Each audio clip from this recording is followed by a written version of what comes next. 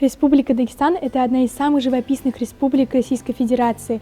Это земля заповедников, каньонов, пещер и, конечно же, гор. Выставка, подготовленная в рамках государственной программы «Стратегия национальной политики Российской Федерации на период до 2025 года», это указ президента России для сохранения и развития традиций народов России. Дагестан – это страна моря, гор, прекрасных национальных традиций и древних легенд. Все ребята, которые поехали в Дагестан, рисовали его красоты и посещали его памятники.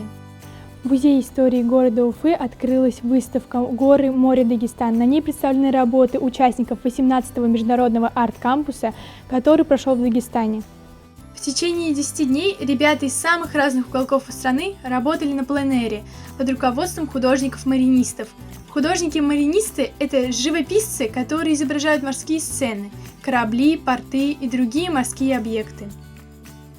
Выставка состоит из 5 разных тематик – горы, море, крепость Нарынкала, стихи Расула Гамзатова и память ветеранам Великой Отечественной войны. Рисунки, представленные на выставке, расскажут об истории республики, о ее давних традициях, ремеслах, выдающихся людях. Ребята использовали разные техники. Кто-то рисовал карандашами, а кто-то красками. Все ребята хорошо потрудились, и вы это можете увидеть в музее.